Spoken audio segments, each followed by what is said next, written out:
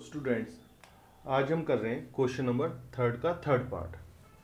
इसमें हमें पता है ये हमारे पास फर्स्ट टर्म है और फर्स्ट टर्म को हम ए से डिनोट करते हैं। ये हमारे पास first second third fourth term है। फोर्थ टर्म हमारे पास दे रखी है 9 से ही 1/2। इसको हम थोड़ा सा सॉल्व कर लेते हैं। ये हमारे पास आ जाएगा 9 2 18 और एक 19/2। तो हमें पता है फोर्थ टर्म का फॉर्मूला होता है a plus 4 - 1 into d is equal to 19/2। अच्छा, अब a हमारे पास कितना गिवन है 5, तो a की वैल्यू हम 5 रख देते हैं। इसे सॉल्व करते हैं तो कितना आता है 3d इज इक्वल टू 19/2। अब ये जो प्लस में 5 लिखा हुआ है इसको हम दूसरी साइड ले जाते हैं। ये होगा 3d is equal to 19/2 plus 5 इधर आएगा तो क्या हो जाएगा -5। इसका हम एलसीएम ले लेते हैं। एलसीएम आएगा इन दोनों का 2, इधर आएगा 19 माइनस 2 5 10 और ये हमारे पास आ गया है 3d इज इक्वल टू 9/2। अब क्या करेंगे, जो ये 3d लिख रहा है तो 3 और d आपस में मल्टीप्लाई में, तो जो ये 3 है वो कहाँ आएगा हमारे पास डिवाइड में आ जाएगा। तो ये हो जाएगा d is equal to 9/2 into 3। इसे हम सॉल्व करते हैं, ये हो जाएगा हमारे पास 3, ये आ गया 3/2। अच्छा, d की वैल्यू आ गई हमारे पास और a की वैल्यू हमारे पास है ही।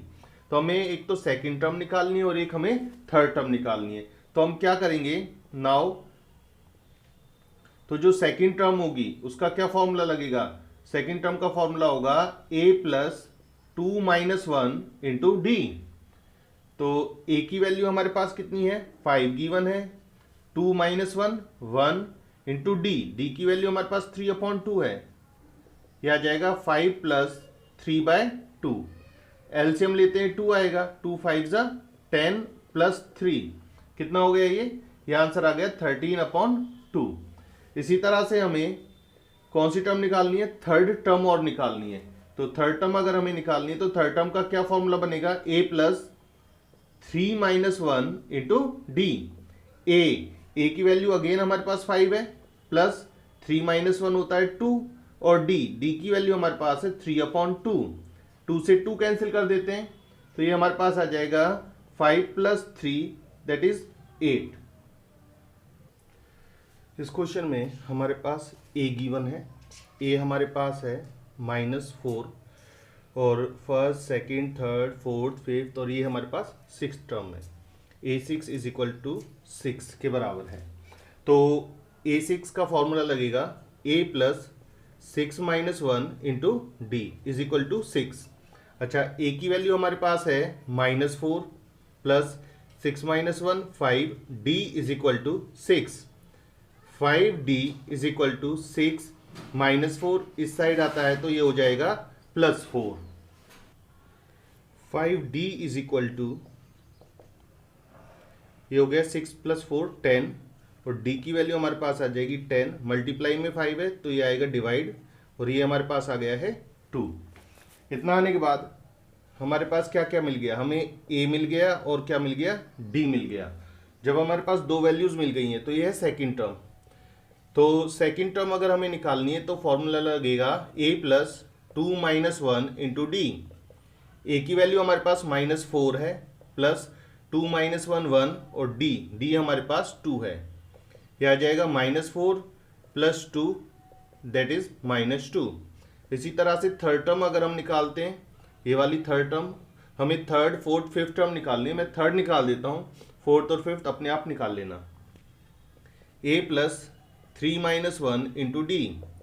ए हमारे पास है -4 प्लस 3 - 1 होता है 2 और डी की वैल्यू हमारे पास है 2। क्या आएगा -4 प्लस 4, तो ये कितना आ गया हमारे पास 0। इस क्वेश्चन में हमारे पास फर्स्ट सेकंड टर्म गिवन है। सेकंड टर्म हमारे पास है 38। पहले इसको सॉल्व करते हैं।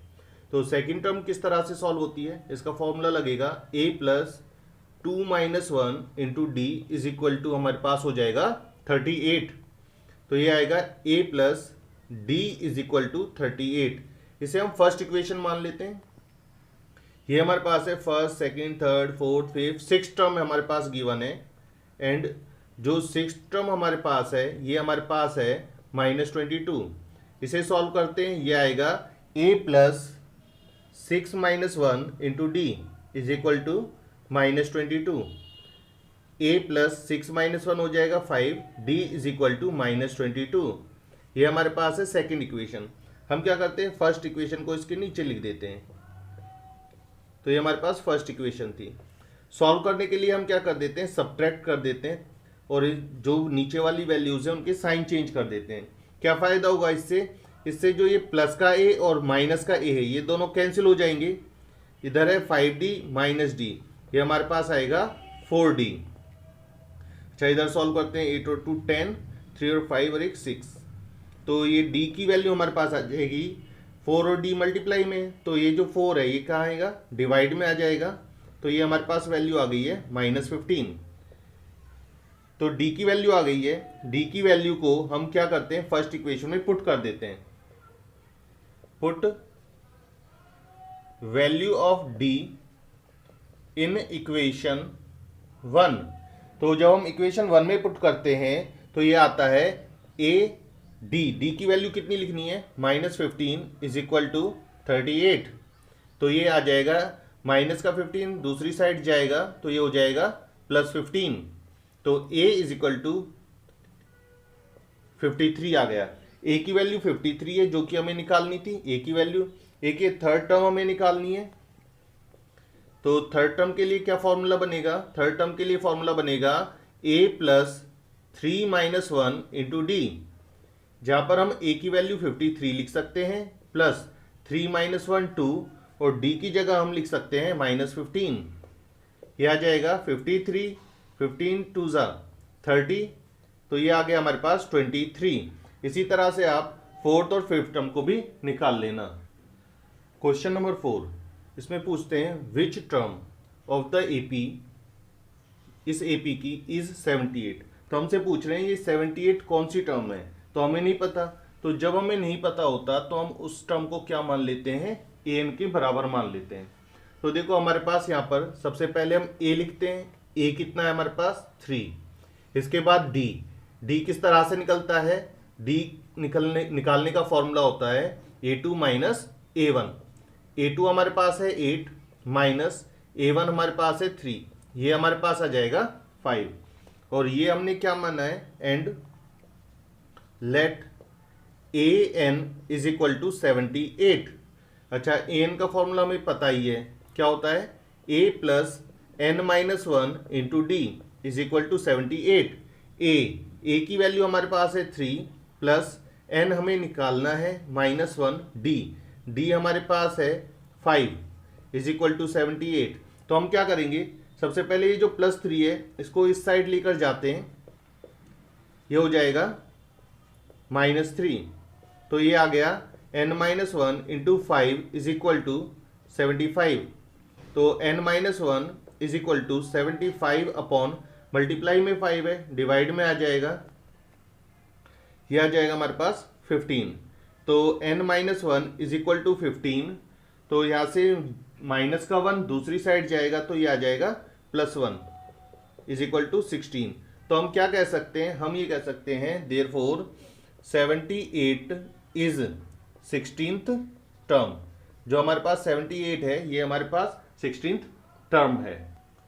क्वेश्चन नंबर 5 में हमसे पूछा गया है find the number of terms. Number of terms का मतलब क्या है, n की वैल्यू हमें फाइंड करनी है कि कितनी इसमें टर्म्स है। तो सबसे पहले हमारे पास a गिवन है 7, b हम निकाल लेते हैं किस तरह से, a2 माइनस a1। अच्छा, अब सेकंड टर्म तो हमारे पास 13 है -7, कितना आ गया हमारे पास 6। ये जो टर्म है इसका हमें नंबर नहीं पता कौन सा नंबर है, तो हम क्या मान लेते हैं, इसको मान लेते हैं an के बराबर, क्योंकि नंबर नहीं पता तो n लिख दिया यहाँ पर। फॉर्मूला क्या होता है, a plus n - 1 into d is equal to 205। a की वैल्यू 7 है प्लस n - 1 इंटू डी की वैल्यू 6 है हमारे पास, प्लस का 7 है दूसरी साइड जाएगा, क्या हो जाएगा -7। तो इसको माइनस कर देते हैं, माइनस करेंगे तो हमारे पास बचेगा 198। तो ये मल्टीप्लाई में 6 है, डिवाइड में ले जाते हैं इसको, तो ये आ जाएगा 6 3 ज़ा 18 और ये 3।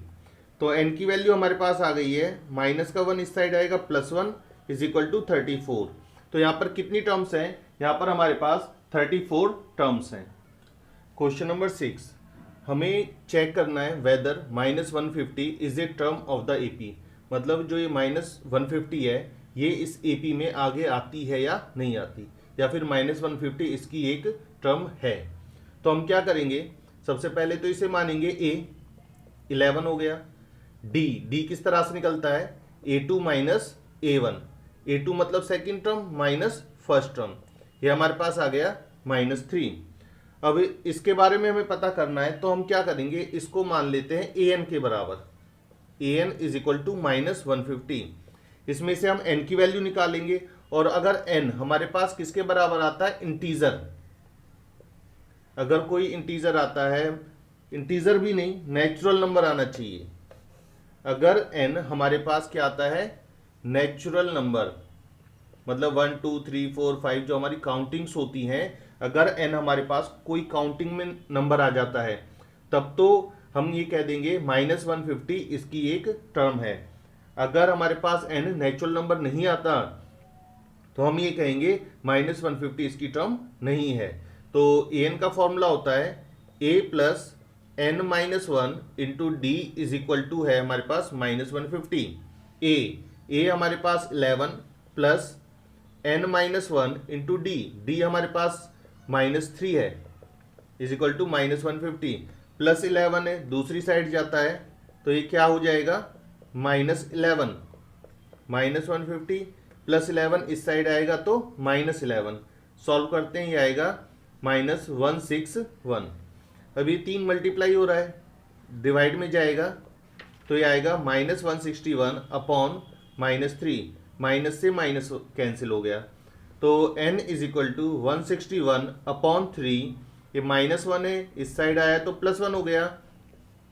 एलसीएम लेके सॉल्व करना, ये हो जाएगा 3 और 161, ये हो जाएगा 164। ये तो हमारे पास नेचुरल नंबर नहीं आया, क्योंकि इसको तो सॉल्व नहीं कर सकते, क्योंकि ये हमारे पास नेचुरल नंबर, ये काउंटिंग नहीं आ रहा। तो हम ये कह देंगे therefore -150 is not a term of this AP, इस एपी की ये टर्म नहीं है। क्वेश्चन नंबर 7 में लिखा हुआ है फाइंड द 31st टर्म। तो हमें क्या निकालनी है, 31st टर्म हमें निकालनी है कि कितनी होगी। तो जब भी हमें कोई भी क्वेश्चन करना होगा एपी का, तो उसमें हमें ए और डी के बारे में पता होना चाहिए। तो आगे देखते हैं, whose 11th term is 38, and जो 11th टर्म है ये हमारे पास गिवन है 38। तो 11 टर्म का क्या फॉर्मूला बनेगा, a प्लस 11 माइनस 1, 11 माइनस 1 होता है 10, 10d is equal to 38। And और हमारे पास लिखा हुआ है 16th टर्म, 16th टर्म हमारे पास है 73। तो 16 टर्म का क्या फॉर्मूला होगा, a प्लस 16 माइनस 1, 16 माइनस 1 होगा 15d इज इक्वल टू 73। तो इसको हम फर्स्ट इक्वेशन को इसके नीचे लिख देते हैं, यह आएगा 38। सब्ट्रैक्ट करेंगे, कैंसिल हो जाएगा, 15d माइनस 10d, ये हमारे पास आएगा 5d। सॉल्व करते हैं, ये आ जाएगा 5, यहाँ 3 आ जाएगा। तो d की वैल्यू हमारे पास आ गई 35, मल्टीप्लाई वाला 5 कहाँ आ गया, डिवाइड में, ये हमारे पास आ गया है 7। तो हम क्या करते हैं, put value of d, put value of d in equation first equation में हम पुट कर देते हैं। तो ये क्या लिखा हुआ है first equation, a plus 10d, 10d की जगह हम लिख देते हैं 7 इज इक्वल टू 38। तो ये हमारे पास आ जाएगा a plus 10 into 7, 70 is equal to 38। तो a हमारे पास आएगा 38 प्लस 70 है, दूसरी साइड जाता है तो -70, और इसको हम सॉल्व करते हैं, ये हो गया 2, ये हो गया 3, ये आ गया आंसर 32। हमें इसमें 31st टर्म निकालनी थी। नाउ तो 31st टर्म हमें निकालनी है, तो 31st टर्म का फॉर्मूला लगेगा a plus 31 minus 1 into D. A की वैल्यू हमारे पास है -32, 31 माइनस 1 ये हो जाएगा 30, और डी हमने निकाला हुआ है 7, ये आएगा -32 प्लस 210। इसे सॉल्व करते हैं तो ये हमारे पास आंसर आ जाता है 178। हमें यही निकालना था।